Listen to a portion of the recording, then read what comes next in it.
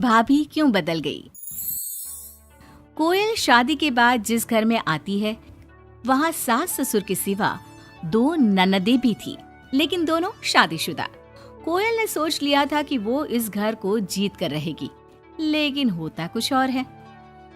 यार ये कोयल कैसी लगी तुझे? ठीक ही है, बस माँ एडजस्ट कर ले इसके साथ। हम दोनों तो वैसे ही शादीशुदा हैं। चलना कल घर चलते हैं, देखते हैं क्या करती है वो सारा दिन घर पर।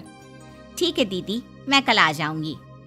दोनों ननदें मायके आती है, जहाँ पिता बाहर बैठकर पेपर पढ़ रहे थे, माँ अंदर सब्जी काट रही थी और कोयल वो तो कहीं नहीं थी। क्या पापा बाहर क्यों बैठे हैं? बहू ने निकाल दिया क्या? चलिए अंदर देखिए, कैसी लू सी चल रही है। चलिए तो। अरे नहीं नहीं, अंदर लाइट नहीं आ रही है, रोशनी भी कम है और हवा भी नहीं है। मैं तो कहता हूँ तुम दोनों भी जाकर चेयर यहीं लगा लो। क्या माँ, तुम क्यों काम कर रही हो? कहाँ है वो राजकुमारी? अरे सुबह से ही कोयल लगी है, मैंने अभी भेजा है जबरदस्ती कि जाओ जाकर लेट लो। पता नहीं क्यों इतना काम करती है। जब से आई है वक्त पर खाना पीना, वक्त पर दवाई, सब की जिम्मेदारी ले ली है उसने। वो तो हम भी कर रहे हैं ना माँ, अपने ससुराल में सभी को तो करना पड़ता है। उसमें वो नया क्या कर रही है? पापा के सफेद कपड़े कैसे पहले चमकते थे, अब देखो तो कितने मैले कुचैले लग रहे हैं। कौन धोता है? धोती तो बहू ही है, लेकिन क्या करे बेचारी, मशीन ही खराब पड़ी है। सबके कपड़े हाथ से धोना, उसके भी तो मुलायम छोटे छोटे हाथ हैं। हाँ, और हम लोगों के हाथों में तो चक्का लगाए ना। अरे बस भी करो माँ। दोनों बहनें माँ बाप को काफी भड़काने की कोशिश करती, लेकिन कोई फायदा नहीं होता। पर कहते हैं ना, बेटी तो बेटी होती है उन लोगों के जाने के बाद। क्या बात है माँ जी, कोई आया था क्या? हाँ, वो तेरी दोनों ननदें आई थी। अरे तुम मुझे उठाया क्यों नहीं माँ?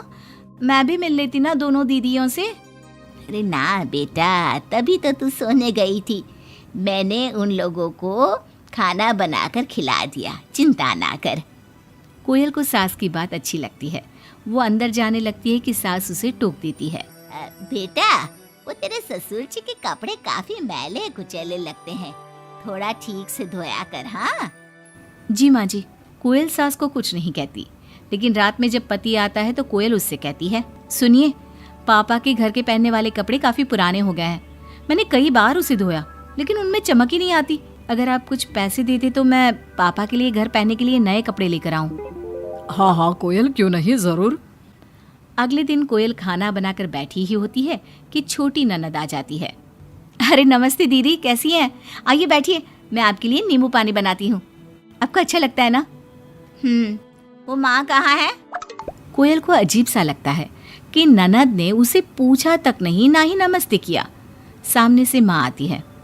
माँ, वो मैं बाजार जा रही थी तो सोचा आपसे मिलती चलूं। अच्छा माँ, जरा नींबू पानी बना देना, बहुत मन कर रहा है। हाँ, तू बैठ, मैं बना कर लाती हूँ।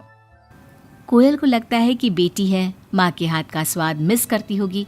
इसमें बुरा मानने वाली कोई बात नहीं है। दीदी, मैं भी बाजार जा रही हूँ, आपके साथ ही चलती हूँ।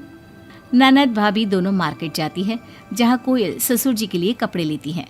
क्या जरूरत है भाभी, पापा को उनकी पसंद के कपड़े ले देती ना, उन्हें यहाँ पर लाकर। पर दीदी, पापा तो लुंगी ही पहनते हैं और एक ही डिजाइन की, तो इसमें पसंद नापसंद की क्या बात है? आपसे क्या बोलना। मार्केट में कोयल की किसी दुकानदार से बहस हो जाती है, लेकिन वो देखती है कि ननद उसका साथ देने के बजाय भीड़ का हिस्सा बनी खड़ी होती है, जैसे कि वो उसे जानती ही नहीं। कोयल घर आती है। अरे बेटा, क्या जरूरत थी नए कपड़ों की? पापा, मैंने ना आपके कपड़े धोने की काफी कोशिश की, लेकिन वो पुराने हो गए थे ना, इसलिए ऐसे मैले से लग रहे थे। सास भी समझ जाती है कि कोयल ने कपड़े धोने में मेहनत तो की ही होगी। एक रोज फिर दोनों ननदें आती है। कोयल अब दोनों ननदों को मनाने के लिए कोई ना कोई तरकीब निकालती है। ये साड़ी दीदी को दे देती हूँ, मेरी नई साड़ी है, कम से कम साड़ी देखकर खुश हो जाएंगी। दीदी, ये साड़ी आप ले लीजिए। और छोटी दीदी, मैं आपकी पसंद की पालक पनीर बनाती हूँ, आप लोगों के आने से घर में कितना अच्छा लगता है ना। दोनों कुछ नहीं बोलती, अब तो जब भी दोनों ननदें घर आती, कोयल के सास ससुर को भी भड़काकर चली जाती, जिसके बाद से ही दोनों का रवैया कोयल के लिए कुछ दिनों के लिए बदल जाता। पता है कोयल, मेरी छोटी बेटी सास को घर में एक काम करने नहीं देती, सारा दिन बिठा के खिलाती है। कम से कम तुझे मेरा साथ तो मिला है, क्यों? कोयल कुछ नहीं कहती, लेकिन अब वो थक चुकी थी। ससुराल के लोगों को प्यार से, सम्मान से साथ बांधने की कोशिश कर करके, लेकिन ननदें वैसी की वैसी ही रही। अब कोयल ने सोच लिया कि वो ननदों से बात करेगी।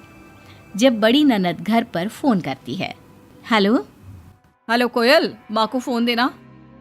सभी को फोन लगा लिया लेकिन कोई उठा ही नहीं रहा। ओह, तभी आपने मेरे फोन पर फोन किया दीदी, और वो भी सीधे माँ से बात करने के लिए। क्यों, मैं नहीं हूँ क्या? या मेरा हालचाल पूछने की आप लोगों को जरूरत ही नहीं है, या मुझसे मतलब ही नहीं है? क्यों? अरे नहीं नहीं, ऐसा नहीं है, वो वक्त ही नहीं मिलता ना घर के कामों को लेकर। दूसरी ननद से भी कोयल बात करती है, लेकिन वो भी वक्त और काम थकान का रोना रोने लगती है। कोयल को लगता है कि शायद उसकी ननदों से बात करके उसे सब सॉल्व कर लिया, लेकिन ऐसा होता नहीं है। ननदों का व्यवहार वैसा का वैसा ही रहता है। जिसके बाद कोयल भी कुछ ठान लेती है। एक रोज छोटी ननद घर आती है। कोयल भी उसे नमस्ते करके कमरे में चली जाती है। ना ही उसकी पसंद का खाना पूछती है और ना ही चाय। बड़ी ननद को भी कोयल फोन करना छोड़ देती है, और ना ही उन लोगों के स्टेटस चेक करती है, ना ही उन लोगों के आने पर हालचाल पूछती है। दोनों ननदों को कोयल का बदला रूप अच्छा तो नहीं लगता। क्या बात है कोयल भाभी, आपको हमारा यहाँ घर आना अच्छा नहीं लगता क्या? लेकिन हम भी क्या करें, मायका है, माँ बाप है, तो आएंगे तो सही ना। वो काम है थोड़ा, मैं अपने कमरे में जा रही हूँ। जो भाभी ननदों के आगे पीछे लगी रहती थी, उन लोगों के खाने पीने से लेकर हर बात का ख्याल रखती थी, उसका बदला रूप दोनों ननदों को अखरने लगता है। क्या बात है कोयल, अब हम लोगों से बात भी ज्यादा नहीं करती, ना ही फोन करती है।